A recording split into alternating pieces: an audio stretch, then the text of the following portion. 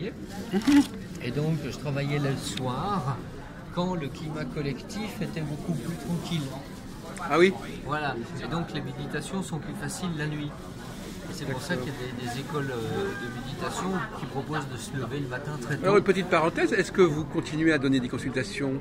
Alors, là, par exemple, à Parapsy, là, vous ne donnez pas de consultation. je donne des bilans des dons et des capacités spirituelles. On peut aller ici, à ce stand Oui, tout à fait. Ah oui, d'accord, d'accord. Et vous proposez... Bilan des dons, bilan de vos capacités. Oui, c'était ailleurs spirituelles. marqué. Oui, c'est Voilà. marqué. Alors, c'est aussi les capacités artistiques. Oui. Voilà. C'est-à-dire que je ne sépare pas des qualités spirituelles. Dernièrement, j'ai eu une consultation où je voyais des meubles, je voyais des chaises, et je voyais des volumes et des formes. Et la personne était menuisier. Voilà, donc ça correspond vraiment à mettre en valeur ces qualités d'harmonie, de beauté, de confort, d'élégance. Alors, vous appelez ce livre-là dont vous parlez qui est consacré au tarot, mais le titre n'apparaît pas dans le tarot. Donc, le tarot, vous l'intégrez dans... Les perceptions spirituelles. Oui, c'est ça. Voilà. Alors, Pour développer ces perceptions spirituelles. Ah, c'est ça, d'accord. Comme le pendule aussi pourrait le faire, éventuellement. Alors, le pendule, il faut une bonne maîtrise mentale pour utiliser le pendule. Il faut une bonne médiumnité. Dans le livre des perceptions spirituelles, le tarot est sollicité, le tarot de Marseille est sollicité dans sa dimension, je dirais, initiatique, et donc demande de faire des méditations. Et vous avez voulu ne pas mettre le mot tarot, il apparaît au 4e de couverture, vous avez voulu qu'il ne figure pas dans la première partie pour ne pas être trop braqué là-dessus. Voilà, tout à fait. Alors que les deux premières parties sont des explications précises, issues de mes expériences, des explications de comment fonctionnent les visions avec le chakra du front et comment fonctionne la médiumnité au travers des différents corps subtils. Alors justement, est-ce que vous me dites tout à l'heure que le tarot n'exige pas les mêmes des capacités extraordinaires sur le plan médiumnique, c'est ça? Alors, l'enseignement du tarot de Marseille va développer... Il va le développer, mais n'exige pas de les avoir au départ. Alors, sincèrement, les gens qui s'intéressent au tarot, ils ont déjà un minimum, d'intérêt, de perception, d'intuition, de médiumnité. Ils ont vraiment un minimum déjà. Ce qui fait que les gens qui viennent faire les bilans des dons, en général, ils sentent des choses. Ils ne savent pas trop comment, ni pourquoi et quoi en faire. Alors, il y a d'autres aspects parce qu'en fin de compte, on n'a pas fait le tour de votre activité. Je vois que, par exemple, qu'est-ce que c'est que ce titre, il renvoie à quoi? Parce que vous avez des titres un peu mystérieux, finalement. Oui, exact. Le chemin de l'âme et son enracinement. Les vieilles âmes ont du mal à s'incarner. Il y a un certain refus de l'incarnation, une difficulté à intégrer les lois physiques, les lois sociales. Ouais. Et donc, le livre aide les gens, justement, qui font un peu partie aussi des hypersensibles, à s'incarner dans la matière, à trouver leur voie, à trouver un chemin professionnel, à s'incarner dans la société, quitte à vouloir derrière la faire évoluer. D'accord, donc c'est vraiment des gens qui sont pas tout à fait à leur aise dans la société, mais qui ont des talents qui, justement, en contrepartie, peuvent les aider. Tout à fait, des talents, des capacités qui ressentent un malaise et qui, en même temps, ont envie d'apporter quelque chose ou ont envie de se réaliser, y compris matériellement. Puisque maintenant, je dirais la dynamique spirituelle, c'est plus seulement de s'élever vers la lumière, mais c'est aussi de faire descendre la lumière dans la matière, dans le quotidien, dans la réalité concrète. Est-ce que c'est un peu votre cas? Ça peut être un peu votre cas? Ah oui, tout à fait. Notamment dans la troisième partie de mon expérience professionnelle avec ce qui concerne le tantra.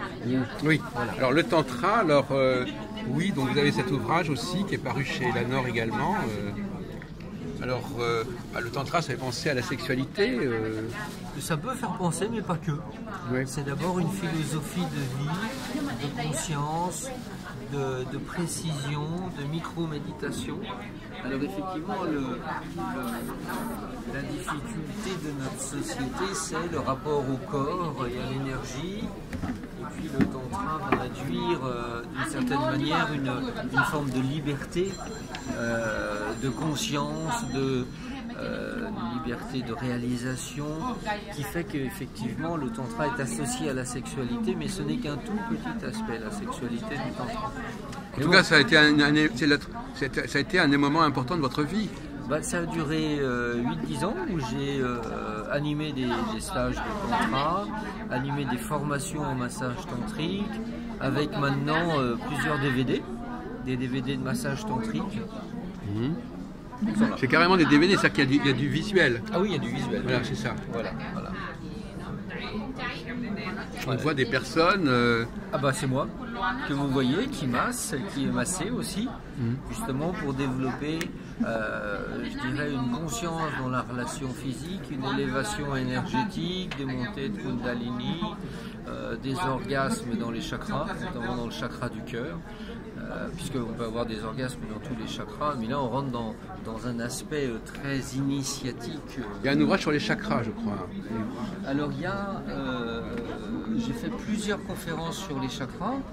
Vous avez un chakra, un DVD de conférence là que j'ai fait sur à Montréal, voilà, sur le troisième œil. Et puis ici, voilà, une conférence sur le chakra du cœur. Là, celui-là, chakra du cœur. Oui, vous l'avez.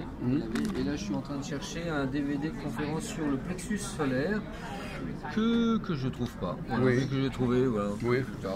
Il y en a plein. Oui, d'accord. Voilà. Enfin, on vous croit sur parole.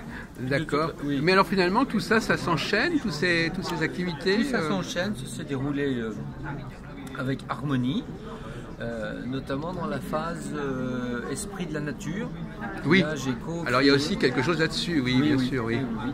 Il y a ce livre-là des éditions Lanor, il est bien nommé. Voilà. Pourquoi il est bien nommé? Parce que Lanor, ça vous fait penser à quelque chose? Ah, il y a de l'or. Ah oui, d'accord. Il y a l'âme.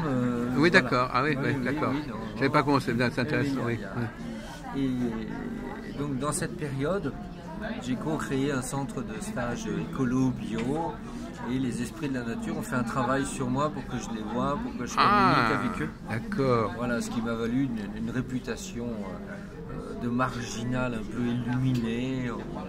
On jouait des cymbales tibétaines pour les courgettes. C'est ça, donc vous avez une côté musical aussi dans votre... Alors j'ai créé, je dirais, un accompagnement musical pour des méditations dynamiques mais yin, voilà, au niveau des chakras. Oui. Et c'est vous-même qui avez composé? Oui, tout à fait. Tout à fait, c'est la seule fois où j'ai fait de la musique. Et ça sert de support pour des méditations yin, mais dynamiques, c'est-à-dire avec le corps, avec les énergies, avec les mains, avec le souffle. Méditations qui permettent de conscientiser ces chakras, de les purifier, de les dynamiser, de les rassembler aussi. Et ça qui est derrière vous, c'est encore autre chose? C'est tout à fait autre chose. C'est ma dernière formation. Oui. Et qui concerne en fait la naturopathie. Oui. Alors la naturopathie, ça m'intéresse parce que j'ai discuté l'autre jour avec des gens à la porte de Versailles. Oui. Alors la naturopathie, il paraît que la naturopathie, ça s'appuie sur l'iridologie et la morphologie. C'est une des branches de la naturopathie. La naturopathie, je le définirais comme accompagner les gens avec des soins le plus naturels possible. Oui. Voilà. Donc ça peut être les fleurs de bac pour les émotions, ça peut être les huiles essentielles, les plantes, ce qui peut servir de guidance pour savoir quoi donner à la personne, l'iridologie, l'observation de la texture de la peau. Vous êtes capable de pratiquer l'iridologie? Vous avez... Alors, dans ma formation, il y a effectivement un cursus iridologique que j'ai pas approfondi. Non. Voilà. Moi, j'utilise un appareil qui s'appelle l'oligoscan, Voilà. et qui permet effectivement de déterminer les excès et les carences en oligominéraux et aussi l'intoxication au niveau des métaux lourds. Donc déjà, ça donne une très bonne base au niveau de la C'est informatisé, c'est ça? C'est informatique, oui. C'est le même système que pour connaître la composition des planètes, Oui. avec la lumière réfléchie. Donc la lumière réfléchie de la peau et du derme, donc, un petit peu profondément, va renvoyer des informations que le logiciel décode. Et jusqu'à présent, tout ce que j'ai pu tester et ce qui a été validé, puisque c'est un appareil scientifique, concluant. Ça tient la route. C'est vraiment très fiable. Et je le vois bien quand je conseille des compléments alimentaires ou quand moi j'en prends, puisque je l'utilise pour moi. Oui. Il y a vraiment une amélioration, un changement. Oui, tout à fait. Donc comme ça, vous êtes passé au cours des 40 dernières années de champs d'expérience à d'autres champs d'expérience. Les tarots, dans une grande période, avec un peu les cristaux, les esprits de la nature, et puis ensuite le tantra, et puis là, en fin de carrière, on va dire... On ne sait jamais, peut-être que vous allez encore rebondir sur autre chose. Et je vais surtout rebondir sur je vais me reposer. Oui, c'est ce que vous me disiez. J'ai besoin d'un petit peu de repos, de prendre une année sabbatique. Voilà, oui, mais vous reposez, c'est-à-dire, ça veut dire quoi, vous reposez? Prendre du temps pour moi, faire des voyages, faire des cures, faire des soins. Enfin, vous n'allez pas abandonner pour autant... Écrire. Ah. Oui, j'ai encore 2 livres en cours d'écriture. Ah bon, d'accord. Vous avez promis à votre éditeur, peut-être. Voilà, tout à fait. Oui. Et qui m'a promis une place, voilà, dans l'édition. Oui. Donc ça va être un moment de travail différent. Avec la génération suivante d'Elanor, peut-être. Oui, tout à fait. Oui. Ces 2 enfants de François Xavier vont apparemment prendre la suite. François Lanor, l'édition de manière dynamique, différente. Ça se fait aussi, par chez Très Daniel aussi, il y a les enfants qui prennent la suite. Et au départ, vous étiez donc dans la cuisine, c'est ça? Oui, il y a fort longtemps. Oui, vous en souvenez quand même. Ah oui, tout à fait, oui. Est-ce qu'il y a un rapport entre le talent de cuisinier et tout ce que vous avez concocté depuis Alors peu. Donc vous n'étiez pas à votre place en tant que cuisinier ou c'était pas... C'était je dirais dans une continuité familiale qui ne me correspondait pas. Oui. Voilà, ce qui fait que rapidement, dès que mes dons sont revenus de mes vies précédentes, j'ai pas eu du tout envie de continuer la cuisine. Ils se sont comme ça manifestés, ils se disent attention, on est là. Alors dès que j'ai touché un jeu de tarot, j'ai eu des flashs. Oui. Voilà, et quand je faisais des stages de tai chi chuan, de yoga et autres, je tirais les cartes aux gens qui étaient là. Et les gens me renvoyaient des choses tellement positives que je me suis dit, je vais arrêter la cuisine qui m'ennuie. Et pour faire quelque chose de plus humain, de plus de contact. Et vous êtes arrivé à vivre comme ça, avec cette nouvelle... Tout à fait, avec toutes mes activités différentes et variées qui sont arrivées par cycle. Voilà, d'une manière assez naturelle. Donc finalement, si on comprend bien, un jour on vous a mis un jeu de tarot dans les mains et tout de suite vous avez su vous y prendre. Alors un jour je l'ai cherché le jeu de tarot. Ah quand même. On ne l'a pas pris dans les mains. Ah oui d'accord. Non, c'était une passion. Déjà à 12 ans je regardais mon horoscope. À 13-14 ans j'ai fait une fugue où je parlais à Jésus, qui ne me répondait pas, puisque c'est les gendarmes qui m'ont ramené à la maison. Et puis à 15-16 ans, j'allais au musée asiatique, musée Guimet, oui. Et j'étais en contemplation devant les statues, devant les tankas tibétains, et en fait le rayonnement venait nourrir mon âme. Ce qui fait qu'à 18 ans, quand j'étais déjà cuisinier, j'ai pris des cours de radiesthésie, et j'étais assez doué. Et puis j'avais été voir une voyante qui m'avait dit mais vous allez avoir un devenir extraordinaire dans l'ésotérisme. Pourquoi pas? J'y croyais à moitié. L'occultisme. Voilà. Et j'ai été voir après une astrologue qui m'a dit vous allez écrire. J'ai dit mais ok mais bac -2. Je suis cuisinier, vous inquiétez pas, vous avez beaucoup de créativité, vous allez écrire et effectivement elle avait bien deviné une envie d'écrire et de communiquer des expériences originales. C'est pour ça que finalement c'est important que les gens se révèlent à eux-mêmes, qu'on leur révèle à ce qu'ils sont. Tout à fait, d'où je dirais ma continuité de consultation, bilan de vos dons et capacités spirituelles, artistiques, thérapeutiques, et puis l'accompagnement derrière avec des cours, avec des conseils, et puis tous les supports que vous avez vus, des conférences enregistrées, des cours de tarot, des DVD sur les méditations. Et même ces cristaux doivent avoir une raison d'être pour vous. Tout à fait, oui. Les cristaux sur lesquels il y a une préparation spirituelle particulière dans la lignée de Sri Aurobindo et de Mère. Et donc il y a un transfert de lumière, conscience, amour dans les cristaux qui fait que le cristal ne se charge plus de négativité, mais au contraire évolue avec la personne et me communique un nom. Me communique un nom. Ah oui, enfin, il vous envoie un nom dans la tête. Oui, tout à fait, oui. Je perçois ce que le cristal aime faire. Et ce nom, qu'est-ce qu'il veut dire, ce nom? C'est sa personnalité. Ah oui, d'accord. Voilà. Donc il vous dit donc vous communiquez avec les cristaux, vous communiquez avec les esprits de la nature. Voilà, ici vous avez âme dorée. Oui. Voilà, qui est une citrine rarissime et magnifique. Ouais. Voilà, et donc vous connaissez son nom, elle vous a donné elle m'a communiqué son nom. Ici nous avons apaisé, un quartz rose qui procure un apaisement émotionnel. C'est lui qui vous dit à quoi il sert, quelle est sa fonction. Enfin, il y a des fonctions connues, qui sont connues. On sait que telle pierre a telle et telle vertu. Je sais pas. Alors c'est un raccourci qui frise pour moi le prêt à penser. Dans le sens où une améthyste foncée n'a pas du tout les mêmes vertus qu'une améthyste claire. Et la forme d'une améthyste, donc celle-ci c'est une forme qui va plutôt harmoniser les chakras. La forme va dépendre. Oui. La forme donne une énergie particulière. La façon dont elle est taillée, mais c'est pas vous qui taillez les pierres. Non. Je les choisis par contre une par une. Oui. Voilà. Donc chaque pierre avec sa forme va avoir des résonances particulières. Alors ce sont des compagnons, mais est-ce que vous en servez dans le traitement, dans l'accompagnement des gens? Alors dans les soins énergétiques, dans la diffusion eux-mêmes pour harmoniser leur énergie. Vous voyez par exemple cette pierre-ci qui est une améthyste. Ah, là vous êtes sur les œufs de Yoni. Oui, alors c'est ça, je me demande qu'est-ce que c'était que c'est. Oui. Donc on va revenir sur l'améthyste. Celle-ci qui a une forme particulière. Faut pas qu'on les vole, faut pas qu'on vous les vole, ces pierres, elles sont précieuses apparemment. Oui, elles sont précieuses, mais ça va, je n'ai pas noté de vol. Ça c'est une pierre qui va harmoniser les lieux, un bureau, nettoyer les mémoires des lits dans les chambres d'hôtel et ce genre de choses. Oui, donc vraiment une pierre d'harmonisation apportée au cœur, au plexus, et qui peut aider dans la vie quotidienne. Mais vous n'en avez pas beaucoup, alors finalement il faut que vous conseillez aux gens de s'en procurer. Alors j'en ai quelques-unes ici, effectivement. Et puis, comme il faut 2 à 3 mois pour préparer une pierre, et effectivement, il n'y en a pas beaucoup. Alors que celle-ci va harmoniser plutôt les chakras et aider à dormir la nuit. Par rapport aux œufs d'Yoni, alors c'est dans la démarche tantrique. Alors qu'est-ce que c'est que ces œufs d'Yoni, I-O-N-I et eux? Oui, c'est exact. Y-O-N-I. C'est la Grèce. La Yoni, c'est le nom sacré pour le sexe féminin.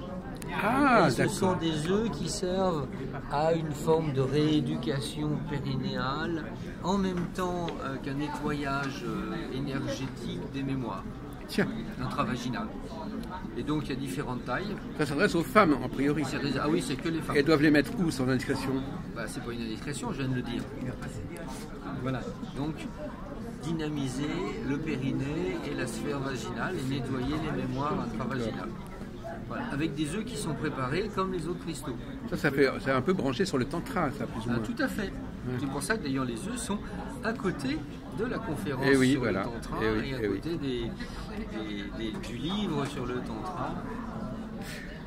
Voilà, écoutez, monsieur Dacier, je crois qu'on a bien fait de faire ce panorama. Oui, est-ce que vous voulez ajouter quelques mots pour la fin de ce qui n'aurait pas été dit ou qui aurait peut-être été mal compris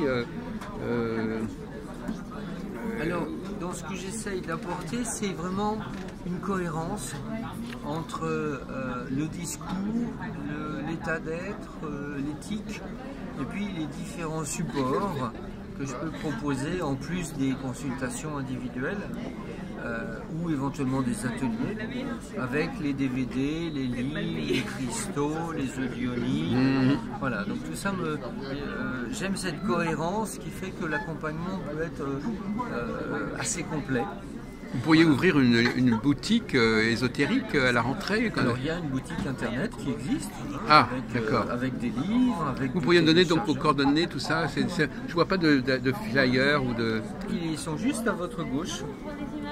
C'est ça. Voilà. Donc elle est en internet, mais elle n'est pas, elle est pas en... Elle n'est pas physique. Ça n'est pas concevable, cette idée de... Je vous vois bien dans une boutique, comme ça, recevoir les Et non, gens. ça n'est pas concevable. Effectivement, il y a quelque chose qui préserve ma vie, mon rythme de vie, de méditation.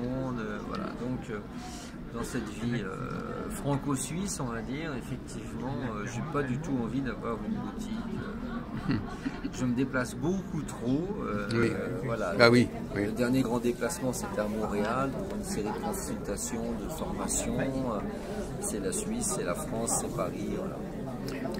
Et vous-même, vous avez des... Alors, bon, pour terminer, puisqu'on est à Parapsy, vous avez vous-même des dons de voyance Ah bah oui, parce que j'ai des flashs. Oui, c'est ça, mais là, on a parlé de votre capacité de vous brancher sur tel et tel objet, etc. Mais vous avez des flashs sur une personne Tout à fait, quand je fais un bilan des dons voilà. et des capacités, des fois je vois Dernièrement, j'ai vu des traits de crayon noir, et en fait, la personne était chef d'entreprise dans le bâtiment, mais elle dessinait au crayon voilà, ce qu'elle voulait. Il y a un sujet qui semble que vous n'ayez pas abordé. Est-ce que c'est quand même la question de ce qu'on pourrait appeler la médiumnité spirite, par exemple? Alors ça, je fais pas. Oui. Voilà, je fais pas. Parce qu'il y a justement en même temps une conférence là-dessus, en même temps où on parle. Alors, il peut y avoir de belles guérisons dans la médiumnité spirite à communiquer avec des décédés, dans le sens finir des relations, poser des pardons, des regrets, des envies, envoyer de l'amour, aider le décédé à changer de niveau ou de plan. Je fais pas. D'accord. Voilà, je fais pas tout. Voilà. On termine comme ça, justement sur ce que vous n'avez pas fait, sur le terrain. Voilà, j'ai pas écrit de livre sur la radiesthésie parce que j'ai rien à dire dessus. Voilà. Tout a été dit. Et par contre, j'ai des choses à dire sur les esprits de la nature, voilà. le tarot, les cristaux, le tantra. Voilà. Parce qu'à chaque fois, je porte quelque chose, une expérience que j'ai jamais vue ou lue ailleurs. Ah oui. C'est pas intéressant pour vous de dire des choses qui ont déjà été dites ailleurs. Tout à fait. Tout à fait. Il faut chaque fois renouveler le sujet. Le Rider Tarot, j'étais le premier en France à écrire un livre en français sur le Rider Tarot. C'est bien, c'est une bonne façon de procéder, de toujours... c'est pas la peine de répéter, montrer qu'on a compris ce que les autres ont déjà dit. Tout à fait. Un esprit créatif. Merci beaucoup, Christophe Dacier. Eh bien, merci à vous.